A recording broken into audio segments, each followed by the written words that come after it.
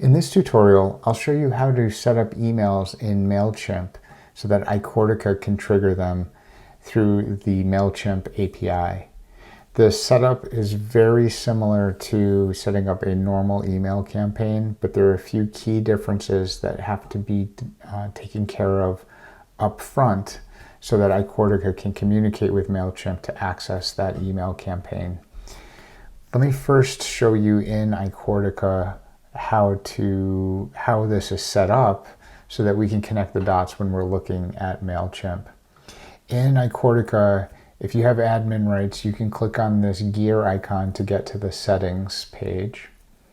Then you can click on workflows. And what we would do to create a new workflow is just click on create workflow and select one of these templates to get started. For the purposes of this demonstration, we're going to work with one that I have, a workflow that I have already set up in draft mode here. And this is mostly set up. Here you can see that the first step in the workflow is to send an email. So if I click on this, we can actually look at the email that's being sent. If I click on this drop down, you can see the list of emails that icortica has access to in this MailChimp account. Here we've got email number 1 for this campaign, and I want to use these 3 emails. So you can see email number 1 followed by a 5 business day delay, then email number 2 followed by a delay. Then there's a task for the rep to follow up, and then there will be email number 3 and then a delay, and here we want to set up email number 4. So as you can see, we don't have email number 4 yet. So let's go set that up in MailChimp so that we get that to show up in this list here. I'll go over to MailChimp and we'll go to the campaigns page. And just like you'd set up a normal campaign, we'll start by clicking on the create campaign and then click on email. And then the difference here is that we're going to go over to automated. And then we'll click on API because we want to trigger this email to go through the MailChimp API so that icortica can be the one to trigger it automatically. When we click on API 3.0 here, we'll be brought to this page. We want to do a single email, and we want to name this campaign something that is very obvious what it's for. So we're gonna name it icortica so that we know in MailChimp that this campaign is used by icortica. And then we can put the purpose of the campaign. So this is to cross-sell product A to B. And we'll put the email number. So that's number 4. Let me just make sure this is consistent with my other names here. We just say cross-sell A to B. So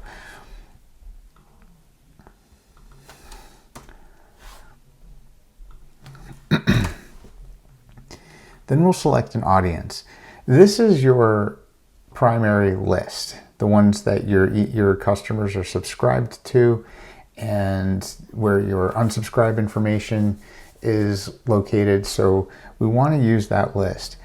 By selecting that list, we're not necessarily going to be sending this email to those users. It just means that we want to use that audience for this purpose. icortica will decide which customers will get these emails or not. So this is a very important point, but I don't think that MailChimp makes it obvious in the way they set this up that you're not actually going to send emails to that entire audience. So once you select that, you can hit begin. From here, it's pretty much a very similar process to the other campaigns that you might set up in MailChimp. The one thing I would point out that's a little bit different here is this trigger.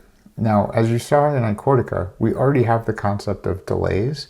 So I would recommend clicking on edit here because we want to modify MailChimp's behavior with this delay. So you can actually change this to say that MailChimp will send it immediately as icortica requests it. But by default, it is set to a 1-day delay. It's up to you as to whether you want to add an additional delay into this process, but just be aware icortica is going to make the assumption that that email is going right away. So once you do that, you can then go and design your email. And once again, I would name the email the same as what we named the campaign, because this is a single email campaign.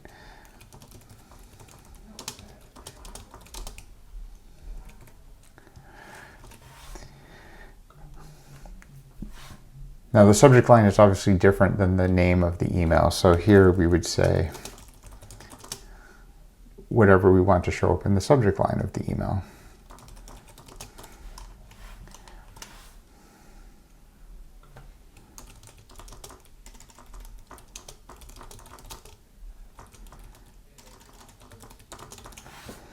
And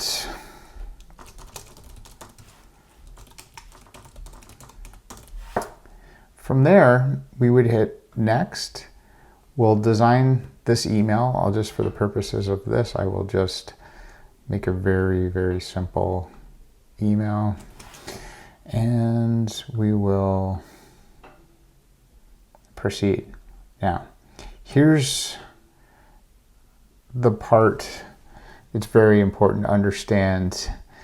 This button right here, especially when you see that your audience is listed here, you will be sending to this audience. And here we have this start sending button.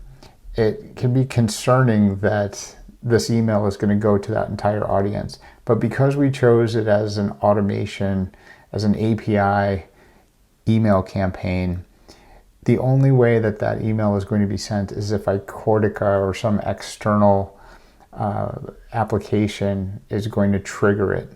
So don't worry when you click start sending, for assuming you've set this up as an email, an API call, then you will only be sending it if it's triggered by an external party.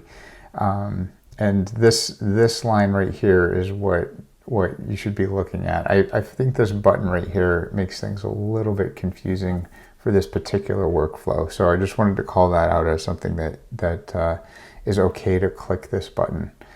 And you can just click start sending. From here, we can just go back and look. This email, just to confirm that if we click on view report, we can confirm that 0 emails have been sent. Okay, so now let's go back to icortica. We're going back to this page. Now remember, before we didn't have the option to select email number 4 because it didn't exist.